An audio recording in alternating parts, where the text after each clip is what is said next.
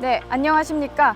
오늘 차량 침수 상황 발생 시 행동 요령에 대해 여러분에게 알려드릴 소방관 홍승희입니다. 집중 호우가 발생을 하게 되면 생활 곳곳에서 다양한 피해들이 속출을 하게 되는데요. 우리 생활 밀접하게 자리 잡은 자동차와 관련해서도 예외는 아닙니다. 오늘 차량 침수 상황 발생 시 올바른 대처 방법과 안전하게 탈출할 수 있는 방법에 대해서 제가 직접 알려드리도록 하겠습니다.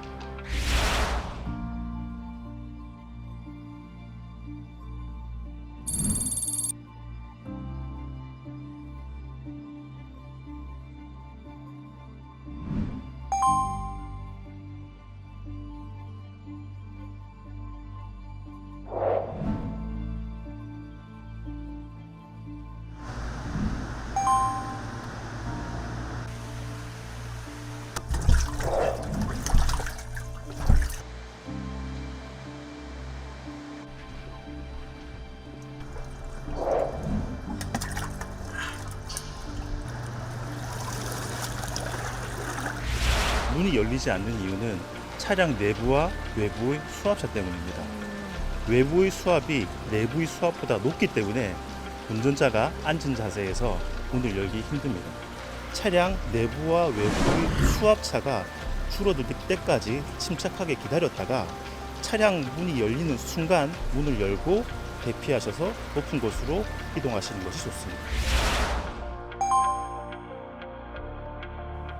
네, 차량이 침수가 되면 시동이 꺼지고 이렇게 전자장치들이 제대로 작동이 되지 않기 때문에 창문을 내릴 수가 없습니다. 그러면 제가 맨손으로 유리를 한번 깨보도록 하겠습니다. 네, 쉽게 깨지지 않습니다. 그렇다면 이번에는 비상용 망치를 사용해 보도록 하겠습니다.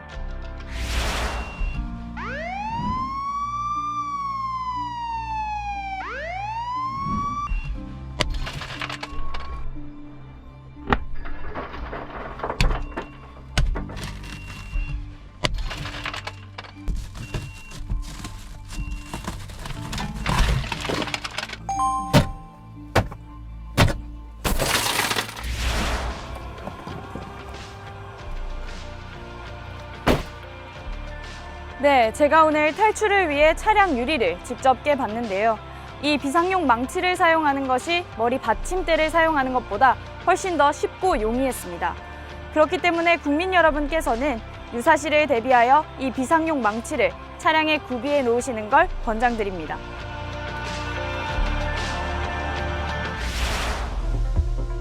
차량 침수의 위급한 순간에도 침착한 대처와 올바른 행동 요령만 발휘한다면 생존할 수 있습니다.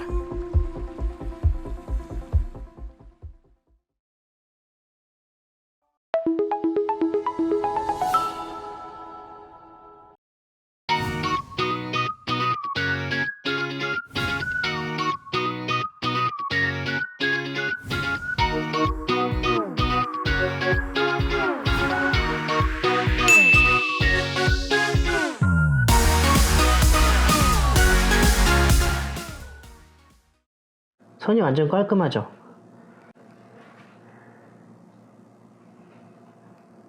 완전 라인이 달라요.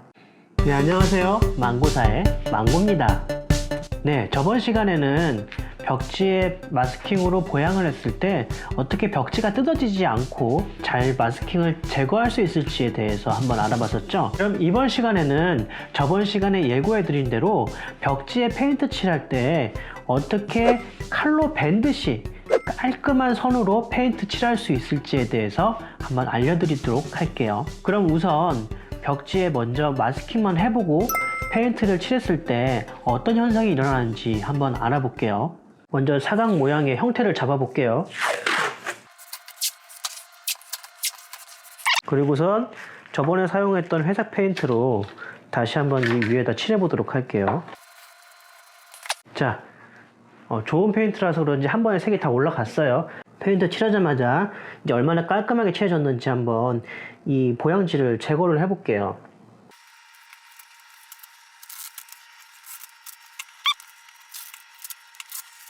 마스킹을 하고 나서 제거를 해봤는데요. 이 페인트 돼 있는 곳과 기존의 벽지 부분에 이 경계선 부분에가 울퉁불퉁 이 페인트가 마스킹 해놓은 것과 벽지 사이로 스며들어 가지고 지금 울퉁불퉁 나와 있는 거를 확인하실 수 있을 겁니다. 우선 왜 마스킹을 하고 페인트를 했는데도 왜 이렇게 선이 깔끔하게 나오지 않았을까요? 그거는 바로 이 벽지에 울퉁불퉁한 표면 엠보 때문에 그럽니다. 일반적으로 벽지를 바르는 표면은요, 완전히 평평한 상태가 아닙니다. 약간 울퉁불퉁한 곳도 있고요, 군데군데 좀 이렇게 흠이 있는 부분들도 있어요. 그런 부분들을 만약에 평평한 완전 민자의 벽지로 붙이게 되면은 나중에 햇볕이나 조명 같은 걸 비추게 되면 그 부분이 우들두들하게 많이 나타나게 되거든요. 그러면은 그 부분을 벽지할 때 어떻게 감출 수 있냐면은, 벽지가 약간 엠보가 이렇게 울퉁불퉁하게 있게 되면은 그런 표면을 어느 정도 감춰주는 역할을 합니다. 그래서 일반적으로 벽지들은 시공 편의성을 위해서 어느 정도 이렇게 울퉁불퉁한 엠보를 다들 갖고 있어요. 진짜 이렇게 민자로 된 벽지는 찾아보기가 힘들어요. 그런데 이 울퉁불퉁한 벽지 표면에 마스킹 테이프를 딱 붙이게 되면은, 아무리 내가 깔끔하게 붙인다고 해도 이 벽지와 마스킹 사이에 그 울퉁불퉁한 엠보에 공백이 생길 수밖에 없습니다. 아무리 잘 한다고 해도요. 그런다고 이 보양 테이프를 꾹꾹 세게 누르게 되면 만약에 나중에 뜰 때 이렇게 또 저번 말씀드린 것처럼 벽지가 뜯어져 나오겠죠. 더 잘 뜯어져 나올 거예요. 그렇다면 깔끔한 선을 얻으려고 하면 공백이 없도록 막아놓은 다음에 페인팅을 칠하면은 깔끔한 선을 얻을 수 있겠죠. 그러면 지금부터 그 방법을 알려드릴게요. 칼로 잰 듯한 깔끔한 구분선을 얻기 위한 해답은요, 바로 이 수용성 아크릴 실런트를 이용하는 방법입니다. 수용성 아크릴 실런트는요, 일반 실리콘과는 다르게요, 페인트를 칠할 수 있는 실리콘입니다. 일반적으로 우리가 생각하시는 실리콘들을 사용하게 되면요, 페인트가 그 위에 칠해지지 않으니까 꼭 주의하시기 바래요. 우선은 아까 작업한 곳 바로 옆에 다시 한번 보양을 했고요. 여기에 이제 제대로 적용된 칼같이 반듯한 페인팅을 한번 만들 생각이에요. 지금 실리콘이 위에 윗부분이 제가 많이 사용을 해서 좀 두껍게 잘랐는데, 이것보다 훨씬 얇은 게 좋아요. 조금만 묻혀도 되거든요. 자, 한 손으로 하니까 좀 양해해 주세요. 많이 묻히실 필요는 없고요. 살짝 그냥 도포한다는 느낌으로만, 한 손으로 하니까 계속 삐뚤삐뚤한데, 이렇게 내가 깔끔하게 선이 필요한 부분들을 실리콘으로 좀 도포를 해줍니다. 이렇게 작업을 해주시고요. 물티슈로 튀어나온 부분들을 싹 닦아주세요.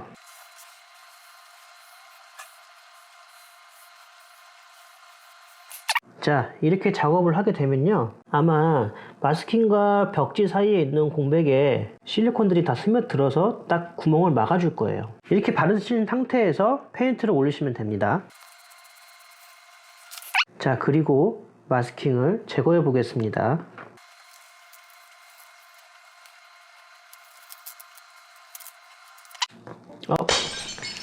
벽지가 뜯어졌네요.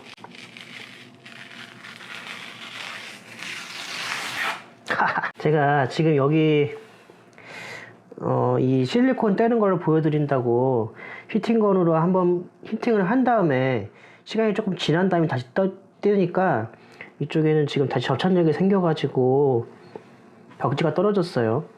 사실 이렇게 하면 안 되고 다시 히팅건으로 가열한 다음에 떼야 되는데, 제가 지금 카메라를 들고 있는 상황이라서 이쪽 찢어진 거는 좀 양해를 해주세요. 자, 그러면 실리콘 바르고 나서 페인트 칠하고 마스킹 제거된 모습입니다. 어때요? 선이 완전 깔끔하죠? 이쪽은 실리콘 작업을 하지 않은 곳, 이쪽은 실리콘 작업을 한 겁니다.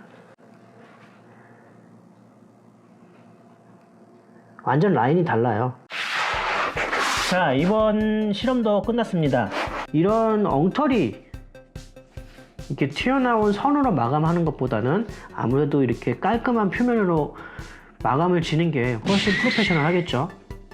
그리고 셀프로 하시는 분들도 이렇게 깔끔하게 하는 게 훨씬 만족도가 크실 거예요. 간단하지만 만족도 면에서는 엄청 차이가 날 거예요. 제가 이번에 알려드린 팁으로 벽지에 칠하실 때는 한번 이렇게 깔끔한 칼로 잰 듯한 표면 한번 얻어보시기 바랍니다. 이번 시간에도 좀 유익한 정보 됐나요? 다음 시간에는 또 다른 유익한 정보로 찾아뵙도록 하겠습니다. 그럼 감사합니다.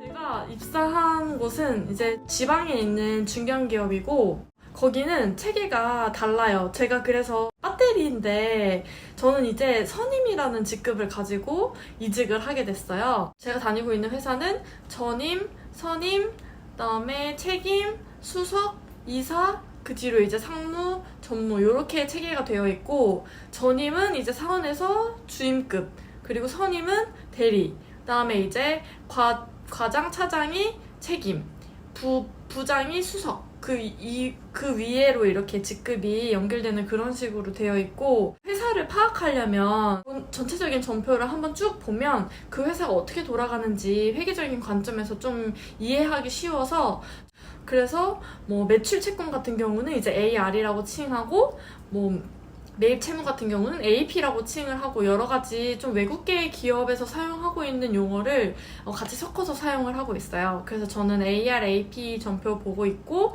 그다음에 지금 이제 기본적으로 부가세 신고하는 업무를 인수인계를 받았어요. 이제 부가세법에 관련된 내용이 숙지가 되면 아마 이제 결산 중에서 별도 결산의 파트로 인수인계를 받게 될 것 같아요. 지금 제가 다니고 있는 회사가 회계팀과 재무팀이 나뉘어져 있고, 회계팀이 11명, 그리고 재무팀이 6명, 이 정도 규모의 회사에 제가 다니고 있습니다. 그래서 별도 회계 결산을 하는 담당자가 한 4명 정도 있고, 그리고 연결 회계를 담당하는 담당자가 3명, 그리고 이제 세법, 원천세 신고를 이 회사는 회계팀에서 하고 있더라고요. 그래서 원천세 신고, 뭐 법인세 신고, 뭐 종합부동산세 신고, 각종 세무에 관련된 신고들을 하고 있는 담당자, 이렇게 해가지고 회계팀이 구성되어 있어요. 그리고 출납 담당자도 회계팀에 속해 있어요. 보통 출납은 자금팀에서 담당을 하고 있는데 이 회사는 출납도 회계팀에서 담당을 하고 있더라고요. 그래서 저는 이제 어느 정도 이렇게 굴러가는 회계팀 안에서 근무를 하고 있고, 오늘은 제가 교육을 받았어요. 해외에도 현지 법인이 있기 때문에 현지에 주재원으로 파견나가 있는 직원들도 있고, 실제로 본사에서도 주재원으로 많이 이제 파견을 장려하는 분위기더라고요. 그래서 지금 이제 본사에서 근무하고 있는 직원들을 대상으로 해외 주재원에 대한 인식이나 아니면 주재원으로서 이제 해외에서 근무를 했을 때 뭐 다양한 이점 같은 거를 하루 종일 필수 교육으로 강의를 해서, 제가 오늘 교육을 듣고 좀 아직은 에너지가 좀 많이 남아있는 것 같아요. 이제 한 달 정도 지나서 회사에 대한 분위기도 살짝 적응이 되려고 하는 시점이고, 그리고 제가 받았던 인수인계에 대해서도 조금 숙지를 해서 이번에는 제가 한번 직접 해보는 그런 단계여가지고 살짝은 심리적으로 조금씩은 안정이 되고 있는 것 같아요. 중소기업 다녔을 때랑 이제 중견기업으로 옮겼을 때 어떤 점이 좋고 어떤 점이 좀 아쉬운지 막 이런 걸 한번 생각을 해봤어요. 제가 이전에 영상 촬영을 한 적이 있어요. 중소기업 vs 그다음에 중견기업 재무회계팀 관점에서 어떤 장단점이 있는지 한번 설명을 드렸었는데, 제가 이제 오랜만에 이직을 해가지고 한번 느껴보니까 모르겠어요. 아직 제가 새로 이직한 곳에서도 아직까지도 적응을 하고 있어가지고 정확하게 말씀드리긴 어려운데 확실히 분위기는 조금 더 경직되어 있는 분위기이긴 한 것 같아요. 전에 다녔던 직장에서는 아무래도 좀 단란한 분위기였고 좀 적은 인원이 많은 업무를 해내기 때문에 이 업무 저 업무 타부서랑 계속 유기적으로 얘기할 기회도 많이 생기고 그리고 내가 하고 있는 업무 범위 자체도 넓으니까 신경 쓸 일이 되게 많아서 사람들과 부딪힐 일도 많았는데 아무래도 새로 이직한 곳은 다 좀 더 세분화로 업무가 쪼개져 있고 자기 맡은 부분이 있기 때문에 딱 그 부분에서만 컨택을 하는 경우가 많아서 좀 사람들과의 유대관계는 아무래도 이전에 다녔던 직장보다는 살짝 좁은 느낌이기는 해요. 그래도 뭐 적응하면서 그거는 한번 챙겨봐야 될 문제고 이직을 해서 진짜 좋은 건 복지인 것 같아요. 확실히 좀 더 작은 기업에 있다가 큰 기업으로 옮기니까 뭐 교육 체계라든지 바로 헬스장 지금 이직한 곳에서는 밥 먹고 나서 바로 헬스장 가서 런닝머신을 탄다거나 아니면은 그냥 요가 매트 깔아놓고 스트레칭 할 수 있으니까 그게 너무 좋은 것 같아요. 그리고 이 전 직장 다녔을 때는 아무래도 하는 업무들이 좀 주먹구구식이었던 것 같아요. 당장 이 일이 벌어졌을 때 이걸 실무적으로 어떻게 해결할 것이냐의 문제에 좀 관점이 많이 있었는데 지금 다니고 있는 곳은 좀 되게 많이 깊이 파고드는 것 같아요. 약간 딥하게 파고들어서 회계 기준에 어떤 식으로 부합하는지부터 사실관계를 파악하고 뭐 재발 방지를 위해서는 어떠한 대책이 필요하고 되게 인과관계를 정확하게 짚어가지고 해결하는 업무식으로 이제 팀장님이 지시를 해주시더라고요. 회계적인 지식을 바탕으로 해결관계를 정확하게 짚어내기 때문에 업무적인 정확성을 높이는 데에는 훨씬 도움이 많이 된다는 생각을 했어요. 전에 다녔던 회사보다 사람이 많으니까 확실히 그 기분 좋은 긴장감은 있는 것 같아요. 이전에는 그냥 좀 편하게 다니고 약간 내 가족 같은 분위기의 회사를 다녔다면 지금은 진짜 회사에서 업무를 하는 느낌이 좀 강하게 들고 있는 것 같아요. 그래서 뭐 진짜 타부서 사람들도 되게 그냥 딱 외관으로 봤을 때도 뭐 디자인팀이나 뭐 설비팀 약간 좀 프로페셔널한 느낌이 많이 드는 것 같아요. 그래서 나도 좀 더 잘난 놈이 되려면 더 열심히 해야 되겠다. 약간 옷이나 마음가짐도 좀 매무새도 제대로 하고 다니고 좀 나도 좀 중견기업에 걸맞는 사람이 돼야 되겠다. 그런 차림이 돼야 되겠다라는 생각을 많이 하는 것 같아요. 중소기업에서 중견기업으로 옮겨서 아쉬운 건 정부의 혜택이 좀 줄어들었어요. 제가 산업단지에 있는 중소기업에 재직을 하고 있는 만 34세 이하의 직장인이다 보니까 월 교통비 명목으로 5만 원을 정부에서 지원을 받고 있었어요. 그게 이제 청년 동행 사업이라는 거였는데 그게 사라지니까 급여는 오르기는 했지만 매월 공짜로 받을 수 있는 5만 원이 사라지니까 좀 아쉽기는 하더라고요. 그런 정부의 혜택이 줄어들었다. 하지만 이건 아무래도 중소기업이 상대적으로 복지가 약하고 정부에서 그걸 보완하는 정책으로 많이 시행을 했었던 거기 때문에 본인이 뭐 그 부분은 감당해야 될 부분인 거죠. 뭐 그래도 중견기업을 다님으로써 얻는 커리어나 뭐 그런 자부심이 있다면 뭐 그것도 상쇄가 가능하지 않겠어요? 전에 다녔던 직장은 워라밸을 보장받을 수 있는 회사였는데 옮기게 되면 회사 분위기가 워라밸을 많이 존중하는 분위기일까에 대한 고민도 걱정도 되게 많아서 사실 이직을 고민했던 부분도 있었거든요. 근데 다행히도 워라밸을 상당히 존중해주는 회사인 것 같아요. 업무의 비효율성을 줄여서 퇴근 시간을 만들자. 칼퇴를 하는 분위기를 만들자. 약간 이런 분위기로 흘러가는 것 같아가지고 개인적으로 되게 만족감이 크고 저도 업무 시간에 최대한 많은 퍼포먼스를 보이고 야근할 건덕지를 만들지 말자. 약간 이런 주의의 분위기여가지고 분위기도 상당히 마음에 들고 일단은 불만족스러운 거는 하나도 없는 것 같아요. 휴. 이직을 이제 중견기업으로 했다고 소식을 전하니까 제 영상을 보는 많은 분들이 중견기업 가려면 스펙이 어떻게 돼요? 뭐 무슨 자격증 따야 돼요? 그런 질문을 진짜 많이 해주시는데 제가 그 부분에서 도움을 드리기가 참 쉽지가 않은 게 저는 이제 경력직으로 이직을 해서 사실은 자격증보다도 제가 제가 직장 생활을 시작해서 쌓았던 커리어, 제가 할 수 있는 직무 역량을 위주로 경력 기술서를 작성을 해서 그게 이제 이직에 많이 도움이 됐었던 것 같아요.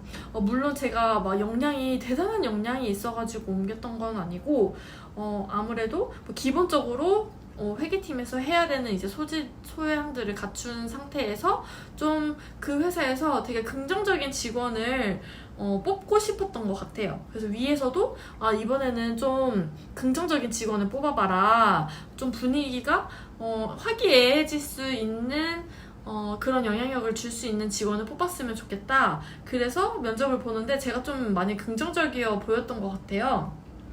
그래서 팀장님께서 저를 좀 좋게 평가를 해주셔서 저는 이제 제 기본적인 회계의 역량과 그리고 플러스 좀 긍정적으로 업무 생활을 할 수 있는 분위기의 직원, 이렇게 해가지고 제가 이제 출근을 하게 됐습니다.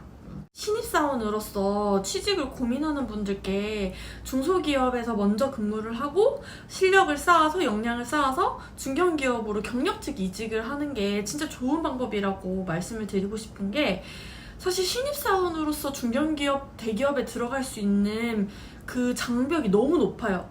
진짜 너무 많은 취업 준비생들이 대기업, 중소기업에 들어가겠다고 한꺼번에 정말 사활을 걸기 때문에 경쟁률 자체도 정말 치열하고, 그리고 기업에서는 그 안에서도 우수한 인재를 뽑아야 되기 때문에 점점 그 커트라인이 높아지거든요. 근데 하지만 이제 중소기업에서 역량을 쌓고 업무적인 커리어를 쌓아서 중견기업으로 이직을 하면 사실은 이제 그 사람이 가지고 있는 자격증, 스펙 뭐 이런 것보다도 이 전 회사에서 어떤 업무를 했었는지, 그게 지금 우리가 수시로 채용하는 경력직 자리에 어느 정도 커버가 가능한지, 부합한지 이런 느낌으로 먼저 서류를 평가하거든요. 그래서 이제 자격증 막 이런 거 준비하는 것도 물론 좋고 처음부터 중견기업에서 시작하는 것도 좋은데, 저는 만약에 그게 문턱이 너무 어렵고 내 스스로를 너무 지치게 한다, 하지만 나는 언젠가는 꼭 중견기업, 대기업에 가고 싶다 하시는 분들은 처음부터 중견기업에 가는 것 말고 살짝 방향을 우회해서 일단은 어느 정도 커리어를 쌓을 수 있는 회계팀이라는 재무팀, 경영기획팀이라는 딱 재무회계의 업무를 담당할 수 있는 중소기업에 취직을 하셔서 충분히 업무적인 경력을 쌓고 본인이 쌓은 업무적인 커리어를 가지고서 이제 중견기업으로 확장해서 이직하는 저와 같은 케이스를 밟으시는 게 진짜 도움이 되지 않을까, 그런 생각을 해요. 신입은 서류, 그다음에 필기시험, 그다음에 또 면접도 막 발표 면접, 토론 면접, 정말 많은 면접들을 보는데, 경력직은 사실 뭐 팀장 면접, 뭐 실무진 면접, 임원 면접, 그 사람이 진짜 이 직무에, 이 자리에 적합한지를 보는 되게 실무적인 관점에서의 면접을 보거든요. 그래서 물론 발표 면접도 중요하고 토론 면접도 중요하지만 이왕이면 내가 실무적으로 써먹을 수 있는지를 판단받는 게 더 좋을 수가 있잖아요. 그래서 진짜 업무를 쌓아서 중견기업으로 이직하는 거를 저는 진짜 제가 다시 인생을 돌아보더라도 추천을 합니다.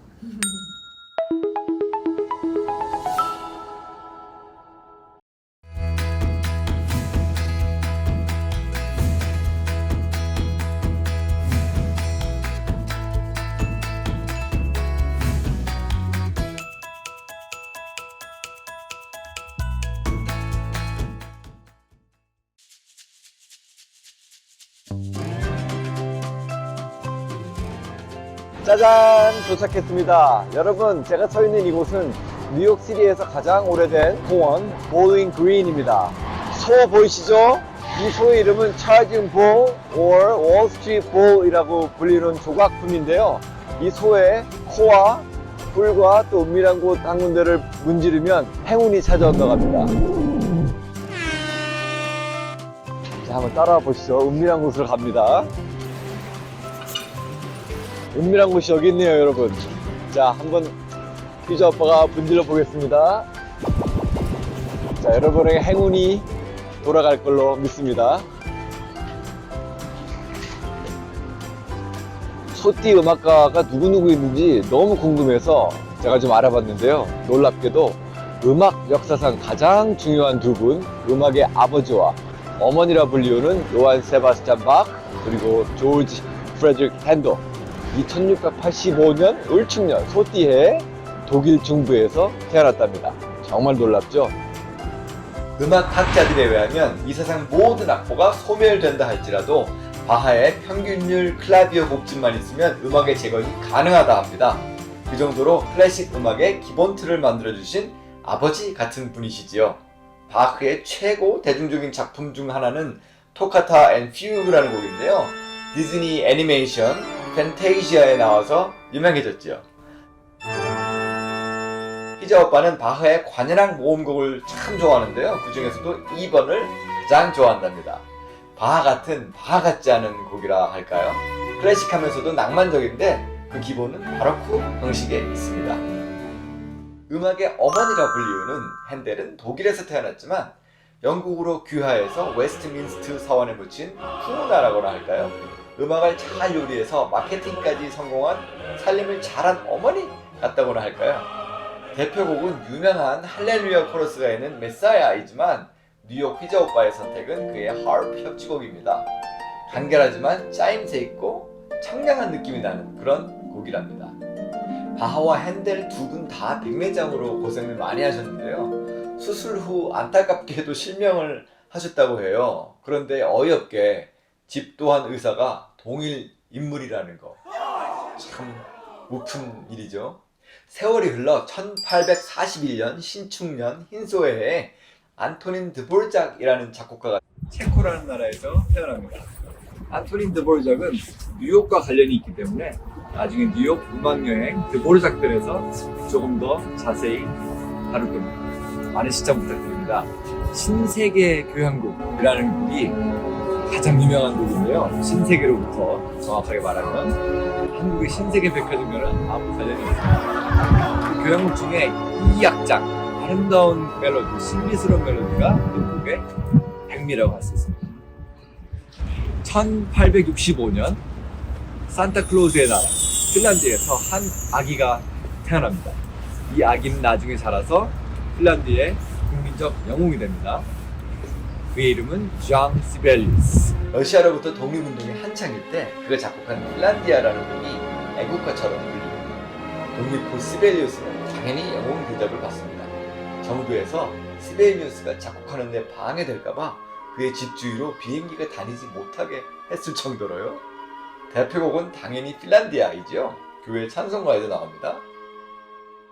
저는 그의 바이올린 협주곡을 아주 많이 사랑합니다. 바이올린의 한계를 넘었다 라고 평가받는 곡이죠.